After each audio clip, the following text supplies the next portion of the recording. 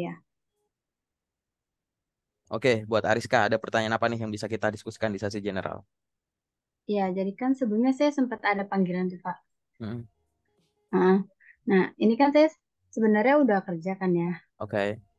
Nah, pas di alasan pindahnya itu, kayak mereka nggak yakin sama yang jawaban saya gitu, Pak. Mm, Itu gimana cara ngatasinnya ya, Pak?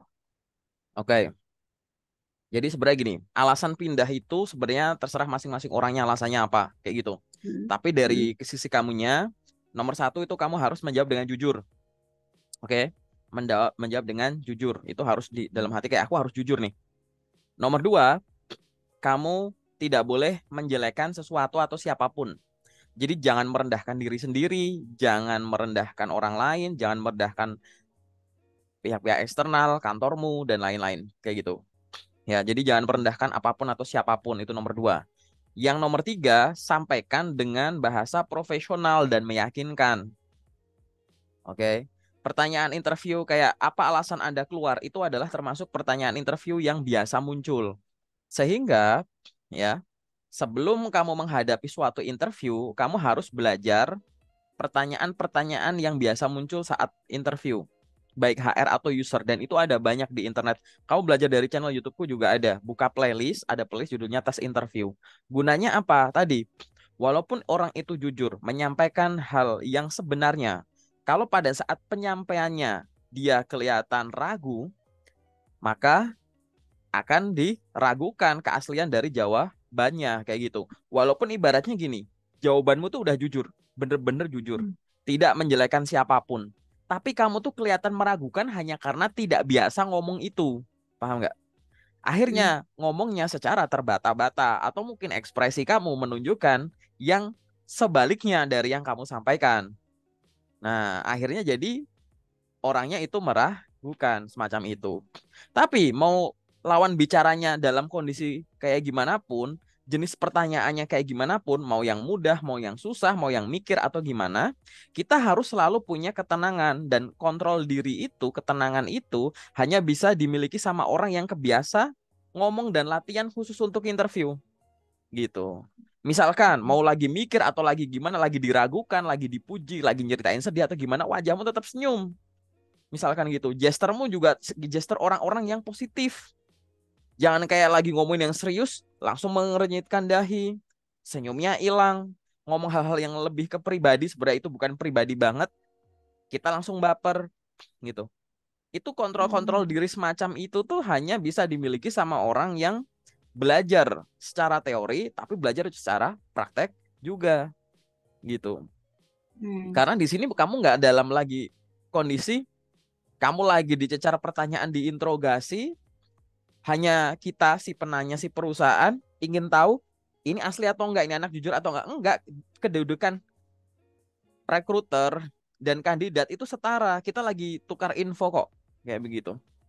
Orang kalau bisa Hmm. mikir ngomong secara santai ngalir kayak begitu tetap happy, vibe-nya positif gitu, itu akan meyakinkan. Tapi apakah kita harus selalu meyakinkan? Iya. Kenapa? Karena ini kan momen kamu meyakinkan perusahaan. Ibaratnya kalau kamu nggak, gimana kita yakin sama kamu kalau kamu nggak yakin sama diri sendiri semacam itu. Nah ini sekarang dicek lagi jawaban nanti ya di sesi kedua mungkin aku nanya lebih detail gitu bahwa Hmm. sebenarnya itu alasan utamanya apa. Terus nanti susunlah bahasa dengan lebih elegan kayak begitu. Kalau bingung Hmm. caranya gimana, sekarang tuh ada yang namanya Chat GPT gitu. Masukin aja prompt di situ. Kamu tahu kan Chat GPT? Kalau nggak tahu, coba cek gitu. Ya, gitu. Chat GPT itu AI, pakai teknologi AI. Hanya untuk apa? Ngomong aja sama dia. Saya akan menghadapi wawancara kerja. Gitu. Tolong jawab, terus sampaikan saja. Tolong buatkan saya skrip jawaban apabila saya ditanya terkait dengan pertanyaan ini. Alasan saya sebenarnya keluar dari perusahaan sebelumnya adalah semacam ini. Namun saya ingin bisa menyampaikan itu secara lebih profesional gitu. Nanti pasti akan keluar dengan AI itu gitu. Nanti kamu silahkan cek tuh lewat situ boleh, atau tanya sama orang, misal kamu nanya sama aku nih, mungkin kamu punya tutor mentor yang lain, boleh semacam itu. Yang jelas tadi, Hmm. kalau memang yang kamu sampaikan kamu udah yakin oh ini bener kok, ya sudah gitu, hanya perlu caranya aja. mungkin dari jawabannya udah jujur, udah nggak jelekin sana sini, udah kamu berusaha menyampaikan secara baik, tapi mungkin karena kurang terlatih aja gitu. Karena menyampaikan itu ya kamu tahu wujud orangnya. Jadi yang dinilai itu macam-macam. Nggak cuma yang verbal, nggak cuma yang bunyi-bunyian kata-kata suara-suara dari mulut saja. Tapi ekspresi kamu nanti akan dinilai, gesture kamu akan dinilai, eye contact kamu akan dinilai, ekspresi kamu dinilai. Kayak gitu. Ya.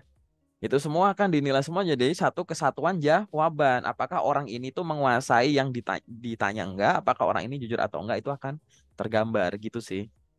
Kalau misalkan pada saat itu, nah ini kondisi real, masuk ke kondisi realmu. Kalau pada saat kamu menjawab semacam itu, ya, orangnya masih nggak yakin, kamu boleh menyampaikan saja beberapa alternatif cara gitu. Misalkan apa? Misalnya dari pengalaman kerja sebelumnya kamu udah begini terus kayak, oh kamu kayaknya meragukan gini-gini. Oh baik Pak, yang saya sampaikan memang adalah hal yang sebenarnya. Apabila Bapak berkenan, apabila Bapak masih membutuhkan informasi tambahan terkait dengan keaslian jawaban saya dapat menyediakan beberapa kontak referensi dari atasan saya maupun HR saya dari perusahaan sebelumnya. Barangkali masih ada informasi yang dapat disampaikan sebagai penguat dari jawaban saya tersebut gitu. Seolah-olah kamu ngomong bahwa lo kalau nggak percaya tanya deh sama bosku kemarin gitu. Kalau nggak percaya tanya sama HR ku kemarin deh gitu. Gitu. Nggak apa-apa. Kalau kamu berani ngomong dengan tenang, bayangin aja.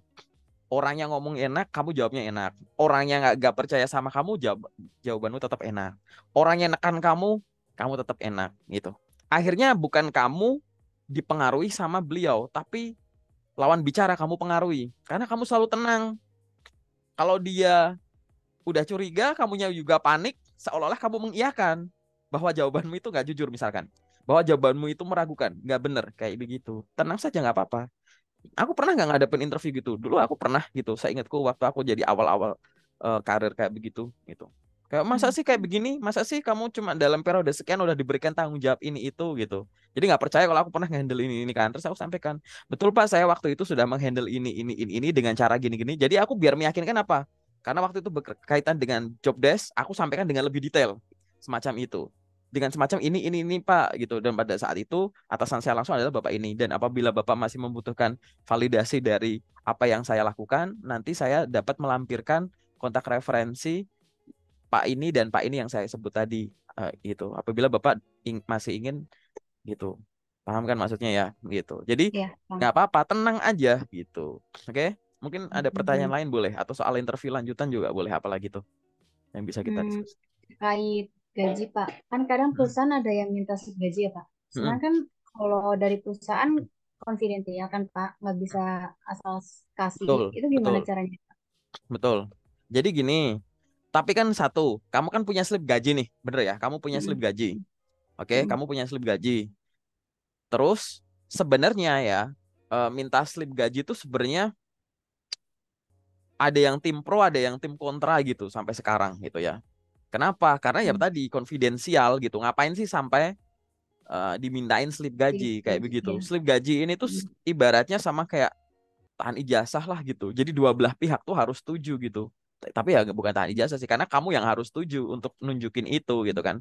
Tapi ya mm, balik mm, lagi, semua tergantung kesediaan dari kamunya. Kayak begitu. Sebenarnya kalau kita ngedukasi ke perusahaan kan juga ada perusahaan yang memang sadar nggak perlu itu. Tapi ada perusahaan yang kalau ditanya, ya ini untuk mengetahui value kamu dari perusahaan sebelumnya gitu. Jadi kayak kamu tuh sebenarnya dinilai berapa sih dari perusahaan sebelumnya? Ya nggak apa-apa kalau ibaratnya cuma nunjukin doang. Kalau aku sih gitu. Tapi sebenarnya kalau mm, kamunya menolak juga nggak apa-apa gitu.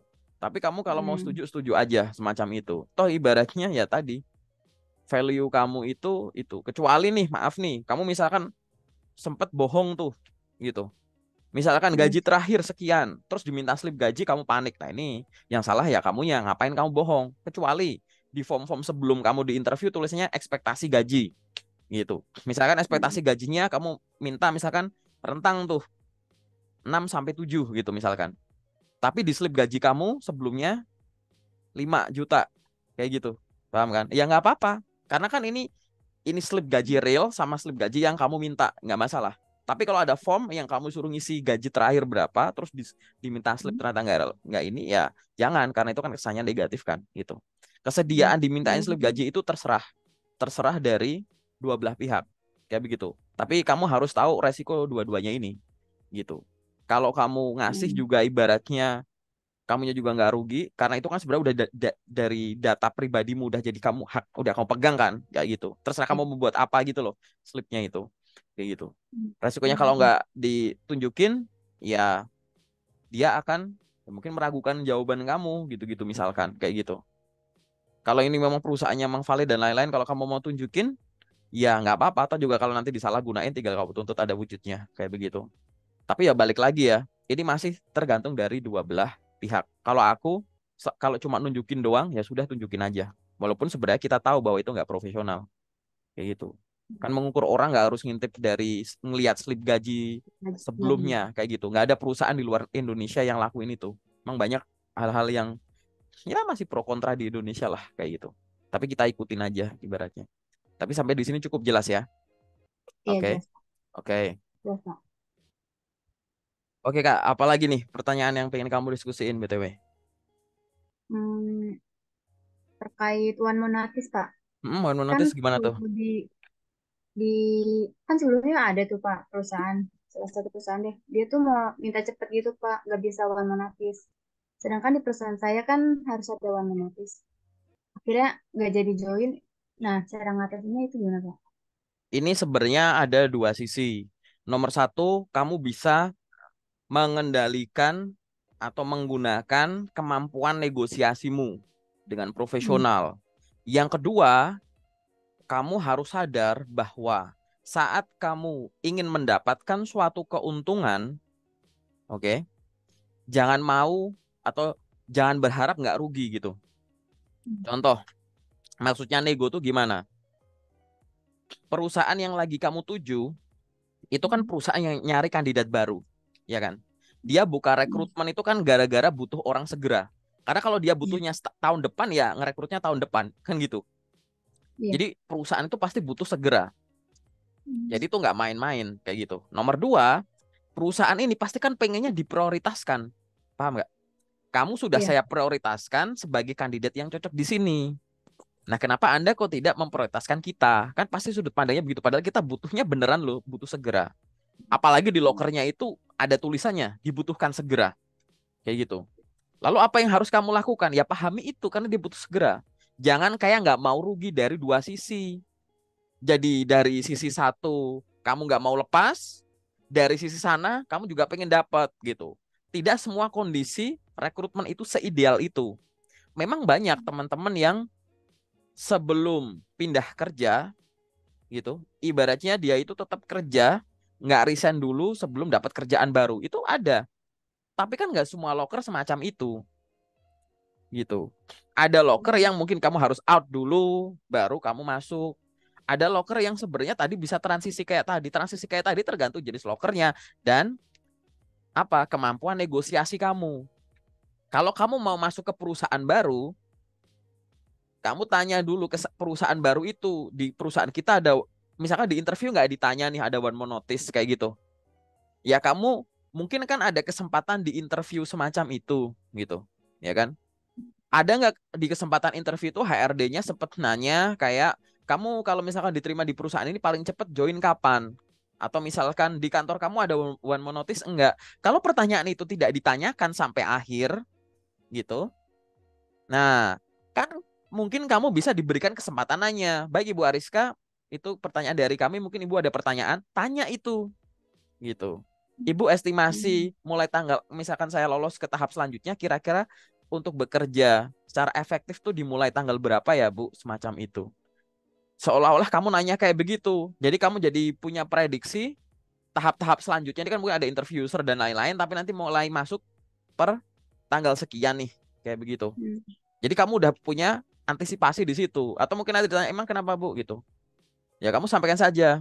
Saya statusnya sekarang masih bekerja dan di kantor saya ada one more notice. Namun apabila saya sudah tahu estimasi kira-kira maksudnya kapan, saya bisa mulai mengkomunikasikan dengan atasan dan HR saya.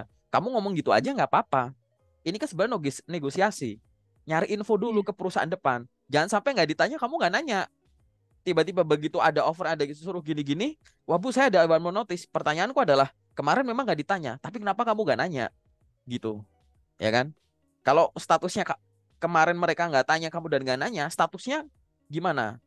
Kalau aku memposisikan kamu sebagai orang yang, kan kamu harus menguntungkan dua belah pihak nih, harus positioning kamu harus tepat nih, gitu. Kalau Hmm. memposisikan kamu sebagai kandidat yang akan direkrut, ya kamu harus memprioritaskan mereka. Perusahaan ini yang perusahaan kamu sekarang yang kamu ntar dulu nih, gitu. Tapi kamu juga statusnya masih karyawan di perusahaan itu, sehingga kamu punya tanggung jawab menyelesaikan tugas-tugas sampai kamu keluar, gitu.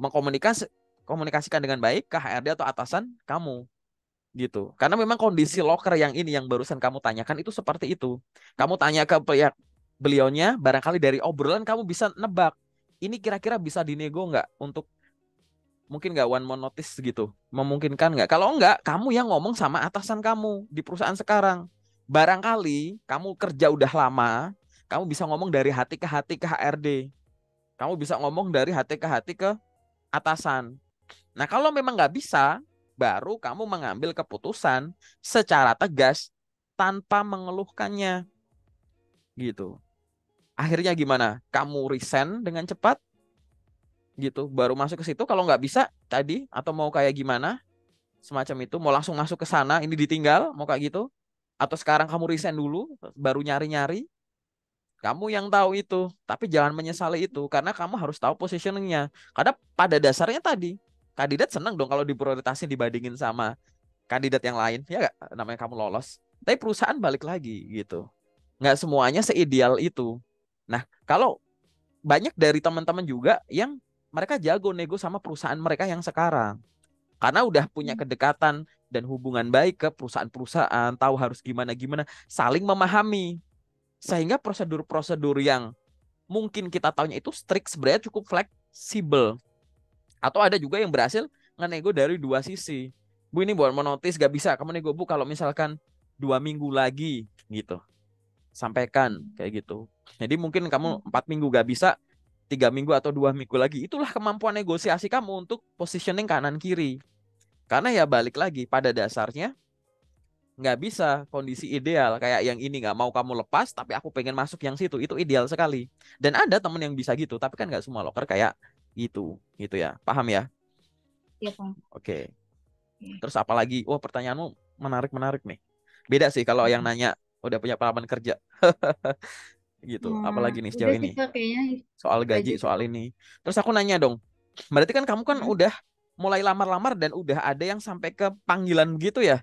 Jadi Ya, kendalanya tuh, cuman masih jarang sih Pak. oh jarang. Cuman kayak misalnya kebanyakan dilihatnya kalau di Jobstreet kan kelihatan tuh Pak. Mm-mm. Kalau lewat email kan nggak kelihatan gitu.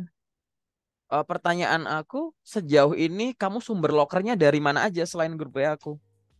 Dari Jobstreet sih Pak, sama Jobstreet LinkedIn. Udah. sama LinkedIn. Dua ini aja ya. Mm-mm. Oke, Mm. nanti mungkin kamu bisa tambah variasi lagi, ada dari website perusahaannya langsung.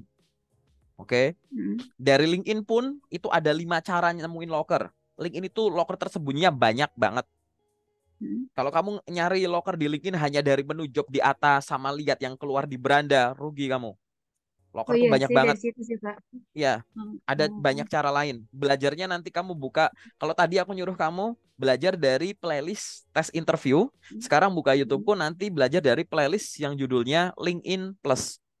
Itu adalah cara nyari loker tersembunyi dan cara nyari loker di luar LinkedIn, tapi nanti dihubungkan sama LinkedIn. Nanti cari aja playlist itu, LinkedIn Plus sama tes interview. Nah, di situ biar apa? Biar nanti kamu sumber lokernya banyak. Sebenarnya itu cukup ya. Kayak Jobstreet itu Mm. termasuk job portal terbesar di Indo, isinya loker semua. Yang kedua itu Mm. ada LinkedIn yang isinya nggak cuma loker, tapi ada HRD aja ngumpul di LinkedIn, user ngumpul di LinkedIn. Jangan sampai kamu buka LinkedIn hanya untuk nyari loker dan ngelamar kerja aja. Setiap hari tuh wajib connect ke HRD baru.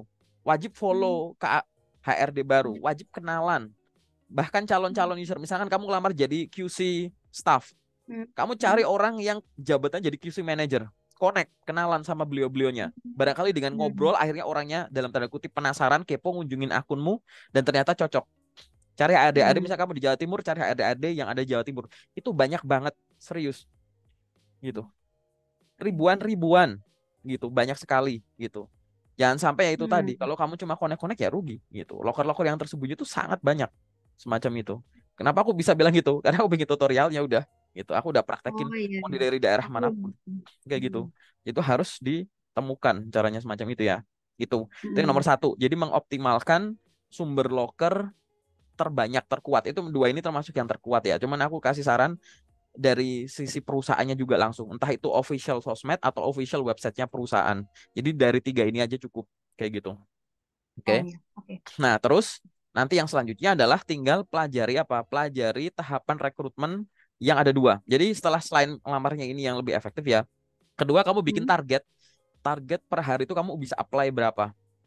Jangan hari ini kamu ngirim banyak, besok dikit, besok pas hari libur enggak gitu. Ini kan weekend, pas weekend malah enggak gitu. Oh, Jadi kalau ngirim weekend bukannya emang nggak boleh, Pak? job Maksudnya portal, kurang efektif. job portal, apalagi LinkedIn, itu sistemnya kayak ATS. Semua Hmm. yang menggunakan sistem ATS atau perankingan itu tidak pakai window waktu. Ngirim di weekend Hmm. gitu, terus kamu kurangi Hmm. kalau misalkan lewat yang dilihat langsung sama recruiter, misal via email, itu nggak apa-apa. Kamu jumlahnya nggak banyak gitu. Karena itu strategi memang menggunakan email atau misalkan lewat Google Drive gitu-gitu ya.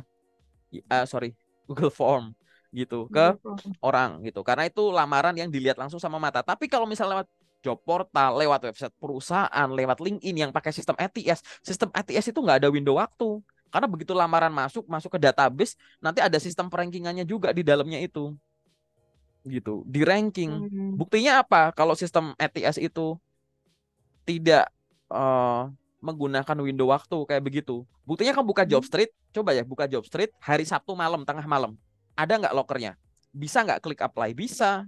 Itu bukti kamu nggak ada itunya window Window waktunya. waktu. Walaupun di Oke. balik job portal itu ada orang, ya nggak Hmm. masalah gitu. Oh, oke, oke. Memang Jobstreet itu yang ngendaliin HRD misalkan. Email juga dibalik juga Hmm. HRD. Tapi kan HRD kan lihatnya emailnya ya nanti dibuka nanti nggak apa-apa. Yang penting kamu udah apply dulu. Hmm. Apalagi lewat email ya jangan ditunda. Aku udah nemuin Hmm. banyak kasus loker yang ini nih, ini kita bikin ini November 2023. Kamu lihat loker yang aku share, loker Bulog terbaru gitu.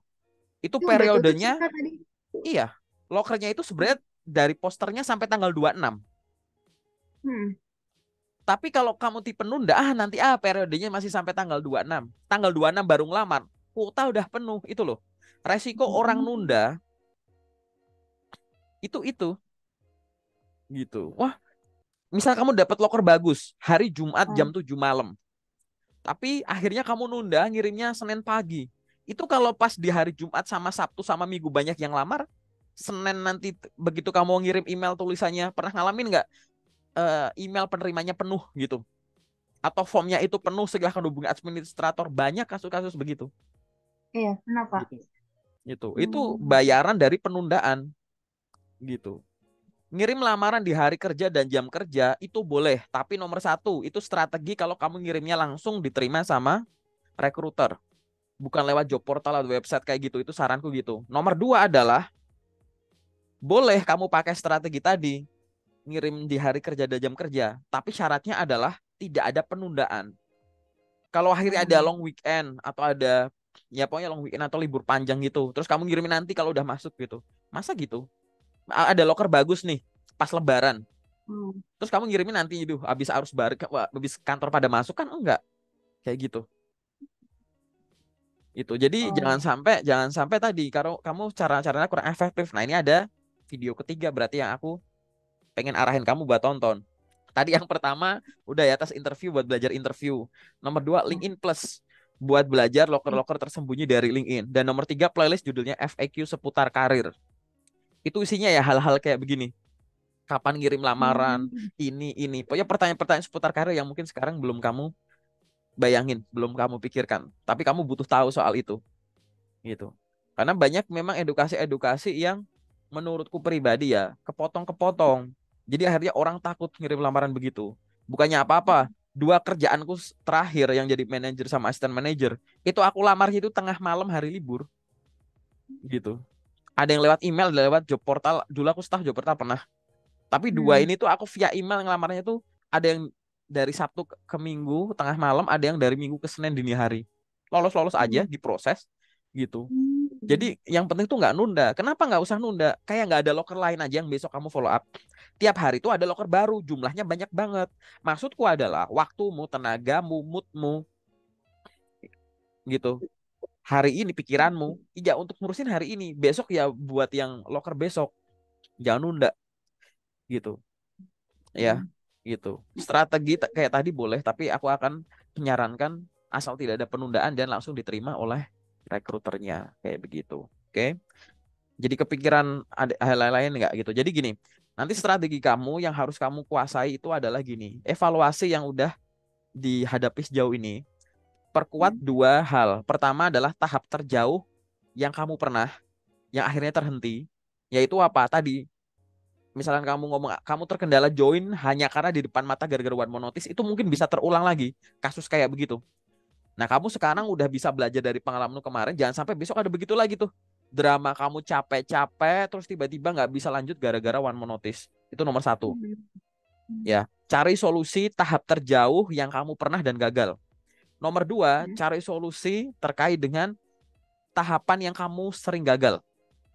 Jadi yang nomor satu itu tahap terjauh, yang satunya tahap yang sering gagal. Tahap terjauh dan tahap sering gagal boleh sama, tapi boleh beda. Misalnya tahap terjauh aku udah tadi tinggal masuk gitu, Hmm. tinggal onboarding, tapi ternyata gara-gara itu.